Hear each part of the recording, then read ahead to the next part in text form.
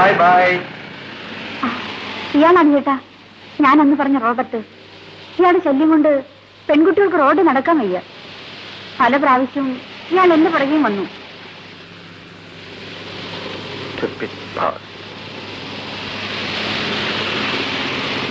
Son of a bitch.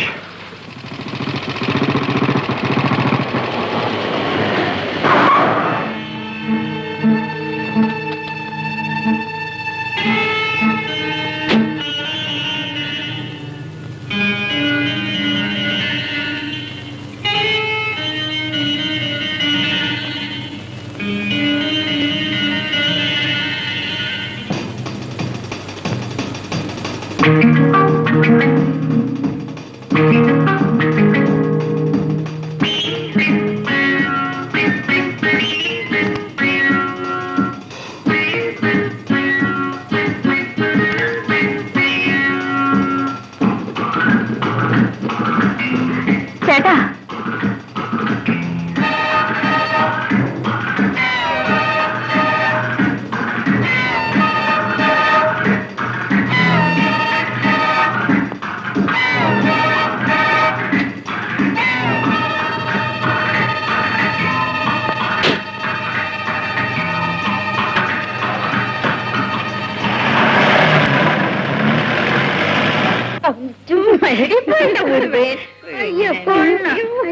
പിന്നെ അദ്ദേഹത്തിന് തലമുറ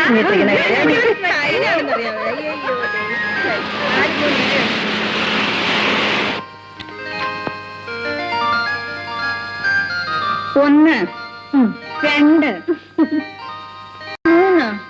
അയ്യോടെ ഒരു തുണിക്കട മുഴുവൻ വാങ്ങിച്ചു വന്നിട്ടുണ്ടല്ലോ. എനിക്ക് 2 സാരി മതിയെന്ന് ചേട്ടനോട് പറഞ്ഞതാ, കേക്കണ്ടേ? ബാക്കിയുള്ള നിന്റെ ചേട്ടൻ എനിക്ക് വേണ്ടി വാങ്ങിച്ചായിരിക്കും അല്ലേ? നിനക്ക് ആവശ്യമുള്ളത് എടുത്തു.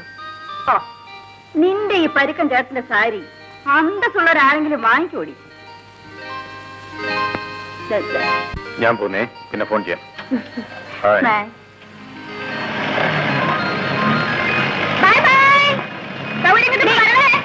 ചേട്ടൻ ഇനി ഇത്രയും കളിയാക്കിയിട്ടും എന്തെങ്കിലും ഒരു മറുപടി പറഞ്ഞു. ഇടി മണ്ടു, നിന്റെ ചേട്ടന് ദേഷ്യം വരുന്നത് കാണാൻ നല്ല രസമാണ്. അതുകൊണ്ടല്ലേ ഞാൻ അങ്ങനെയൊക്കെ പറഞ്ഞത്. നീ നോക്ക്, ചേട്ടൻ ലോകത്ത് ഏതെങ്കിലും ഒരു പെണ്ണിനോട് സംസാരിക്കുന്നെങ്കിൽ അതെന്നോട് മാത്രമാണ്. എടി, ഇഷ്ടമുള്ളതുകൊണ്ടല്ലേ ഞാൻ അങ്ങനെ പറഞ്ഞത്. ആ, കളി കാര്യമാകരുതേ. ഓ പിന്നെ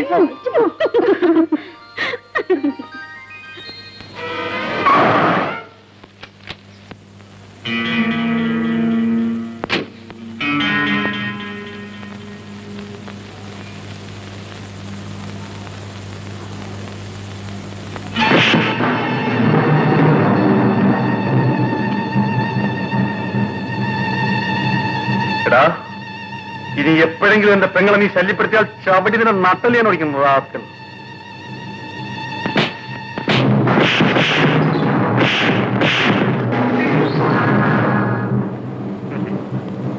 അവൾ നിന്റെ പെങ്ങളാണ്. ശരി, അവളെ ഞാൻ കണ്ടോളാം.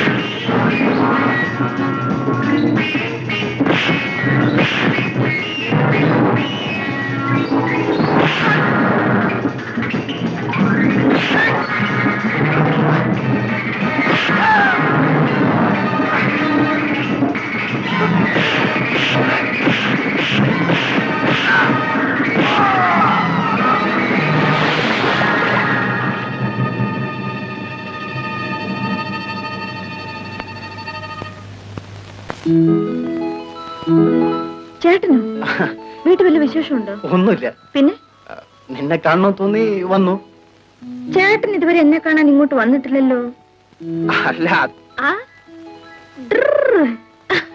നിന്നെ കാണുന്ന കൂട്ടത്തിൽ അന്ന് ബർത്ത്ഡേക്ക് വന്നവർക്ക് ഒരു നന്ദി വാക്ക് പറയാമല്ലോ. അത് പാർട്ടി നടന്ന ദിവസം തന്നെ പറഞ്ഞതല്ലേ. എന്നാലും എന്തിനാ ചേട്ടാ വീണടത്ത് കിടന്ന് വിദ്യ കാണിക്കുന്നത്? ചേട്ടൻ ആരെയാ കാണാൻ വന്നിരിക്കുന്നത് എനിക്ക് നല്ലപോലെ അറിയാം. ആരെയാ? രജനികാന്ത്. വിളിക്കട്ടെ? രജനി, നീ എന്തായി കാണിക്കുന്നത്? ചുമ്മാ വിടുന്നാണ് കേട്ടോ. രജനി. അല്ല, ഇതാര്? രാജേട്ടനോ? എപ്പോഴാ വന്നത്? നിനക്ക് വേണ്ടി തപസ്സിരിക്കല്ലായിരുന്നോ ഇവിടെ? എന്നാലേ ഞാനിത് സ്വർഗത്തിലെ കട്ടും പോകുന്നില്ല. ഞാൻ പോണം. ഓ വിട്ടും ചൊല്ലിക്കും.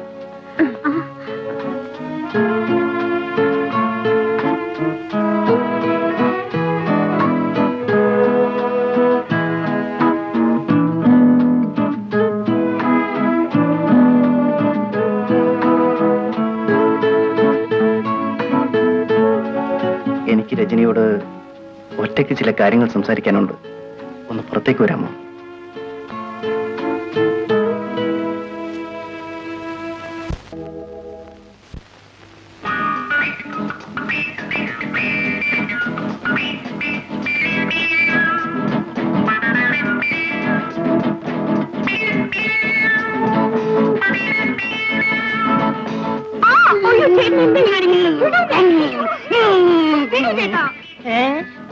എടി, ഞാൻ എത്ര പാടുപെട്ടിട്ട് നിനക്ക് ഈ ജോലി വാങ്ങിച്ചെന്നറിയാമോ? അതിനിപ്പോ എന്ത് പറ്റി? അതിനിപ്പോ എന്ത് പറ്റുന്നു? നിനക്ക് എന്നെ കണ്ട ഒരു ഇസ്മായിലും പോലില്ലല്ലോ. ചേട്ടാ മേജരദ്ദേഹം കേൾക്കരുത്.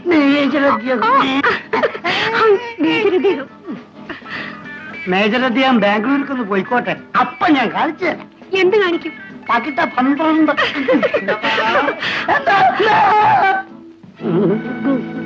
അയ്യോ, നീ എന്തിനാ ഡിസ്റ്റർബ് ചെയ്തത്? അയ്യോ, ഞാനും ചെയ്തില്ല.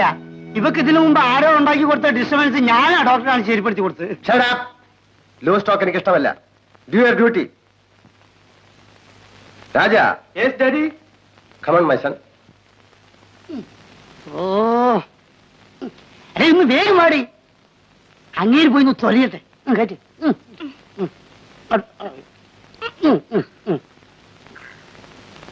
അവിടെ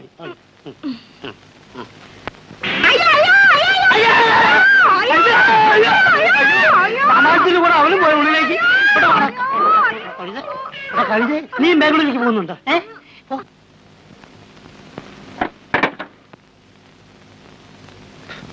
ഞാൻ ബാംഗ്ലൂരിൽ നിന്ന് മടങ്ങി വരുന്നത് വരെ പറഞ്ഞ കാര്യങ്ങളിൽ അതുപോലെ ചെയ്യണം. വ്യത്യാസം വന്നാൽ അറിയാമല്ലോ. ഒരു വ്യത്യാസവും വരില്ല. ഡാഡി പോയിട്ട് വരണം. അങ്ങൊന്ന് ഒരാഴ്ച കൂടി കഴിഞ്ഞിട്ട് വന്നേച്ചാ മതി. അത്രയ്ക്കൊരു സമാധാനം കിട്ടുമല്ലോ. അല്ല, ഞാൻ അങ്ങൊന്നിന്റെ കാര്യം പറഞ്ഞതാ.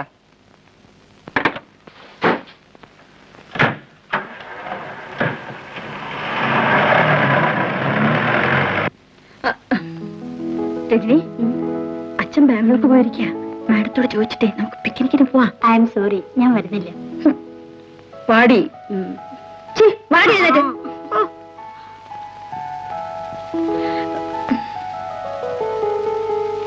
വാടി.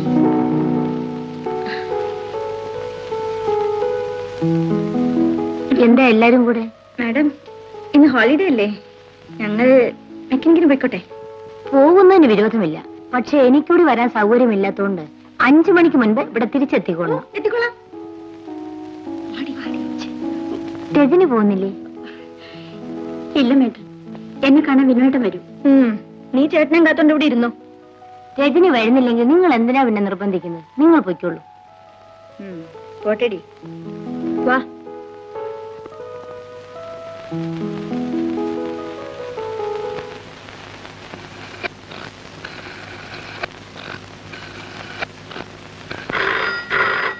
രജനി, ചേട്ടനായിരിക്കും. ഫോൺ എടുത്തു.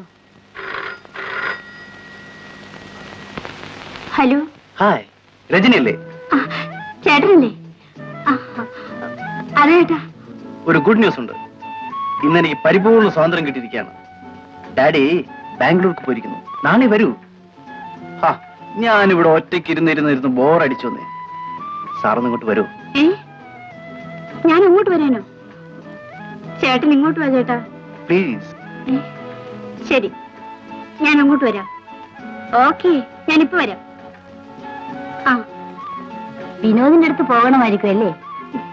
ഒരു ദിവസം പോലും നിങ്ങൾക്ക് കാണാതിരിക്കാൻ വയ്യ. ആ, വേഗം ചെല്ലു, സന്ധ്യയ്ക്കുണ്ടെങ്കിൽ എത്തേണ്ടതല്ലേ. Thank U.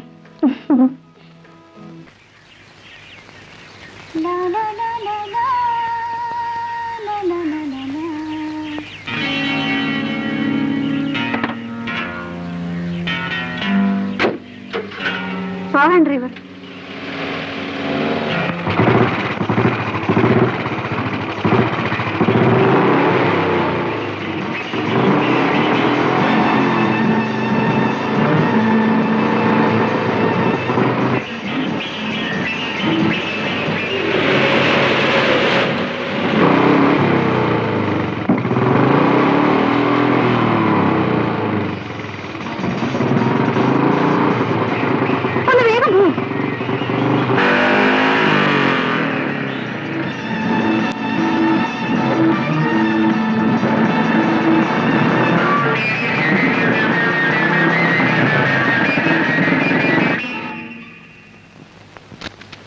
സമയം വൈകിട്ടും രജനെ കാണുന്നില്ലല്ലോ.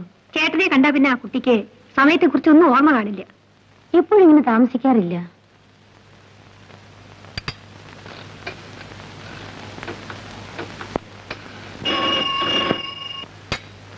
Hello, mister വിനോദല്ലേ? അതെ. രജനി വിനോദിനെ കാണാൻ വന്നിട്ട് തിരിച്ചു വന്നില്ലല്ലോ. എന്നെ കാണാൻ വന്നോ? നിങ്ങൾ ഫോൺ ചെയ്തുകൊണ്ടല്ലേ ഞാൻ അങ്ങോട്ട് അയച്ചത്. ഞാൻ ഫോൺ ചെയ്തെന്നോ? എനിക്കൊന്നും അറിയില്ല മാഡം. അവളോട് വന്നിട്ടില്ല. ഞാനിതാ വരുന്നു.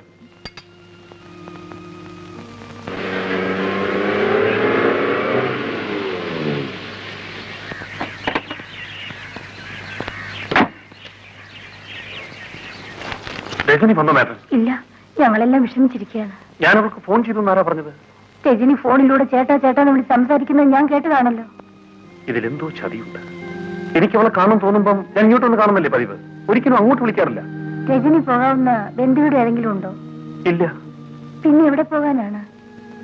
അതാണ് മനസ്സിലാകാത്തത്. ഞാനൊന്ന് അന്വേഷിച്ചിട്ട് വരാം.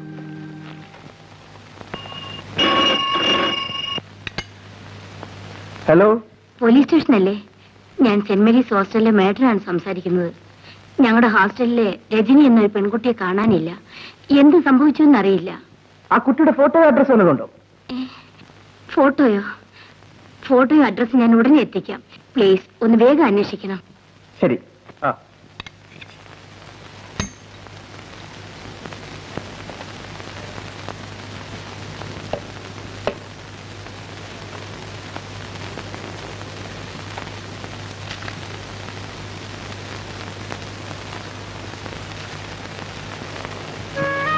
എന്റെ രാജേട്ടൻ ഇന്നും ഫോൺ ചെയ്തിരുന്നു. ആ ശബ്ദം കേട്ടാൽ ഞാൻ എന്നെ തന്നെ മറക്കുന്നു. മാഡം, എന്റെ രാജേട്ടനും രജനിയും തമ്മിൽ സ്നേഹമാണ്. രജനിയെ കണ്ടുകിട്ടിയില്ലെങ്കിൽ രാജേട്ടന്റെ ജീവിതവും തകരും. കുട്ടി എന്റെ കൂടെ വരൂ.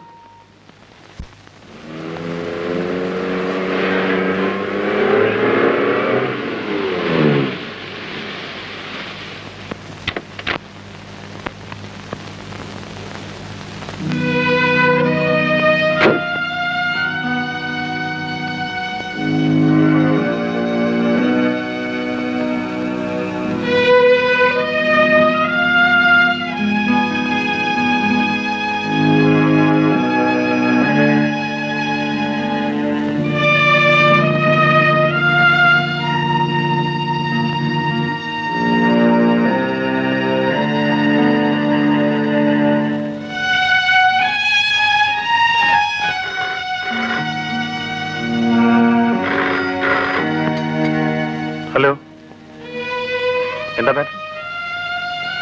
പോലീസ് അന്വേഷിച്ചിട്ടും ഒരു വിവരമില്ലെന്നോ?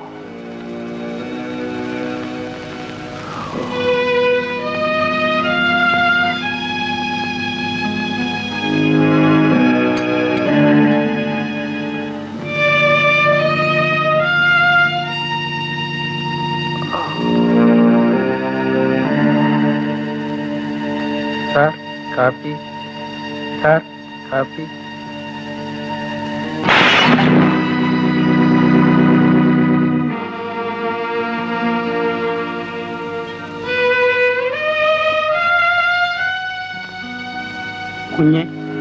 ചായ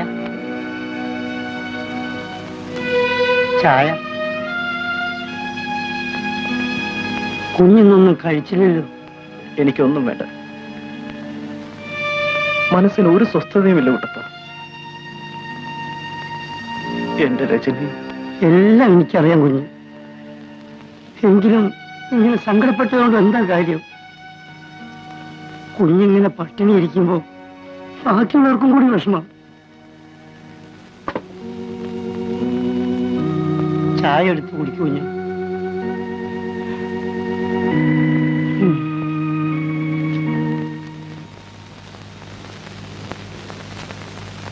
എന്റെ സഹോദരിയെ കാണാതായിട്ട് 3 ദിവസങ്ങളായി ഇൻസ്പെക്ടർ. ഇതുവരെ നിങ്ങൾക്ക് ഒരു വിവരമില്ലെന്നോ? മിസ്റ്റർ വിനോദ്, നിങ്ങളുടെ വേദന എനിക്ക് മനസ്സിലാവുന്നുണ്ട്. ഒട്ടും താമസിക്കാതെ നിങ്ങളുടെ സഹോദരി കണ്ടുപിടിക്കാൻ കഴിയുമെന്ന് ഞാൻ വിശ്വസിക്കുന്നു. അതിരിക്കട്ടെ, നിങ്ങൾക്ക് ആരെങ്കിലും ശത്രുക്കളായിട്ടുണ്ടോ? എന്റെ അറിവിൽ ആരുമില്ല. പോലീസ് ഡിപ്പാർട്ട്മെന്റ് എല്ലാ കഴിവുകളും ഞാൻ ഇതിനു വേണ്ടി ഉപയോഗിക്കും.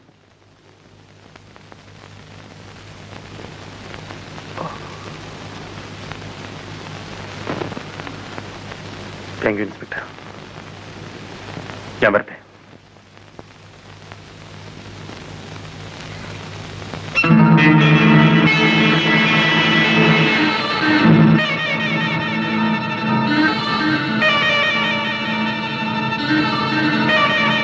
എന്താ വിനോദ്?